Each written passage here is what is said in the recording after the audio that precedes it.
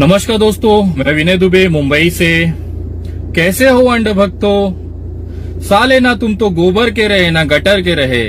तुम्हारा नंबर आ गया है विकास होने के बाद शौचालय का। शौचालय में पड़े रहो और लोगों का देखते रहो कि किस तरह से तुम्हारी तबीयत से बजाया जा रहा है। मैं कहना चाहता हूं, जिस तरह से बिहार में चुनाव का रुझान आ रहा है और जिस तरह से जनता स्वागत कर रही है एनडीए और बीजेपी का, खास तौर पे वो विश्व के अंदर, भारत के अंदर एक उदाहरण सेट हो रहा है। मैं अंध भक्तों से कहना चाहता हूं, तुम चाहे तो भले करवा चौथ का व्रत रख लो, लेकिन भाजपा को बिहार में विधवा होने से कोई नहीं रोक सकता है। जिस तरह से वहां युवाओं का जन सैलाब चल रहा है और भारतीय जनता पार्टी को कुत्ते की तरह भगाया जा रहा है, ये देखकर देश में एक परिवर्तन की लहर तैयार हो रही है, जिसका आगाज बिहार से हो चुका है। मैं आपको कुछ वीडियो दिखाना चाहता हूं, जिसके बाद आपकी तबीयत खुश हो जाएगी कि किस तरह से बिहार की ग्रामीण जनता, जो तामझाम मीडिया से दूर है, सोशल मीडिया से दूर है, सिर्फ एक साधारण से मोबाइल और खुद के ऊपर जो गुजरी है उसको देखते हुए इतनी जागरूक हो चुकी है कि भारतीय जनता पार्टी के लोगों का स्वागत कर रही है। जरा देखिएगा कितनी तबीयत से स्वागत हो रही है।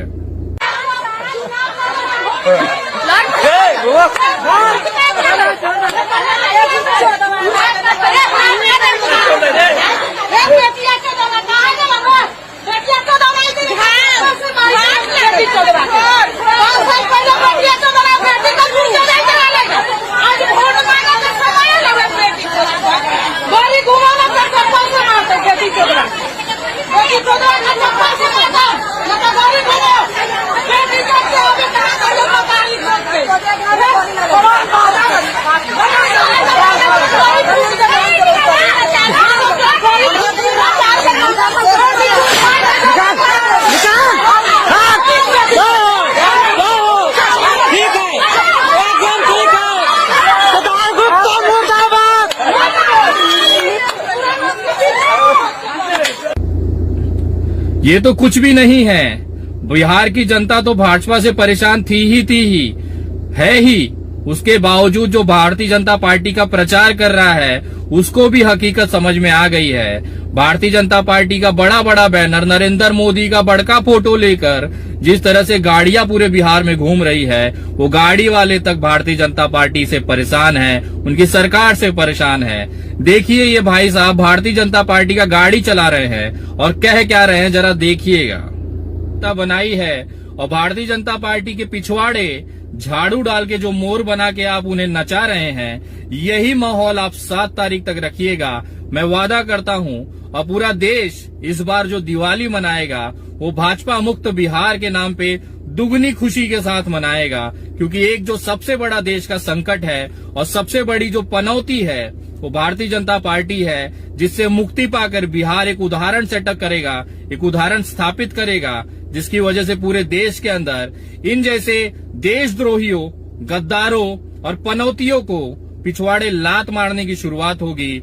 झारखंड गया, दिल्ली गया, अब बिहार की बारी है। मैं आपको एक बार वापस याद दिलाना, इसे मत भूलिएगा कि जो सरकार आपको श्रमिक ट्रेनों के नाम पे 500 से 700 रुपए टिकट ब्लैक में लेके, भारतीय जनता पार्टी के एजेंटों ने उसे 1000-1500 में आप ही को बेचा था। चाहे आप गुजरात से गए, चाहे मुंबई से गए, उन्हें लूटने वाले यही भारतीय जनता पार्टी के लोग थे, जिन्होंने 200-200 रुपए, 500-500 रुपए की टिकट को 1000-1000, 1500-1500 में लिया था आपसे। ये याद रखिएगा। आप याद रखिएगा कि किस तरह से आपके लोग भूखे मरे थे।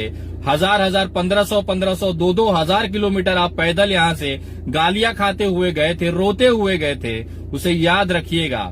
लेकिन ये लड़ाई हमारी सिर्फ चुनाव तक नहीं है। चुनाव का परिणाम भले जो आ जाए, लेकिन याद रहेगा ये इतने बड़े हरामखोर हैं भारतीय जनता पार्टी वाले कि ये किसी भी हद तक जाकर सरकार स्थापित करने की कोशिश करेंगे। सीबीआई लगा देंगे, ईडी लगा देंगे, इनकम टैक्स की रेड करवा देंगे। वो चाहेंगे कि जो विधायक हमारे पास नहीं है वो संख्या जमा की जाए। मैं आप तमाम बिहार के युवाओं से निवेदन करूंगा कि एक आंदोलन उसके लिए भी तैयार रहें।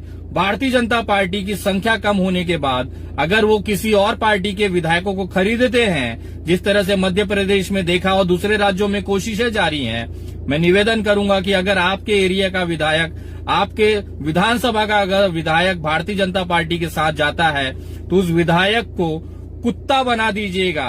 हजारों की संख्या में उसके घर के बाहर जाके बैठिए और उनको कहना, तुमने देश के साथ गद्दारी की है। हमने तुम्हें चुना था क्योंकि तुम भारतीय जनता पार्टी की विचारधारा के उलट काम करने के लिए हमें निवेदन किए, हमारे पैर छुए, हमने तुम्हें चुना और तुम गद्दार साले वापस उसी भारतीय जनता पार्टी के गोद में जाके बैठ गए।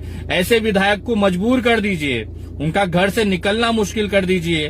भले ये किसी भी इलाके की घटना हो, चाहे कोई भी विधायक बिका हो, पूरे बिहार के विधायक युवाओं को जमा होना है, उस विधायक का घेराव करना है और उसकी औकात उसको बतानी है कि तू और तेरा पूरा परिवार गद्दार है, जिसने जनता की भावनाओं के साथ गद्दारी की है।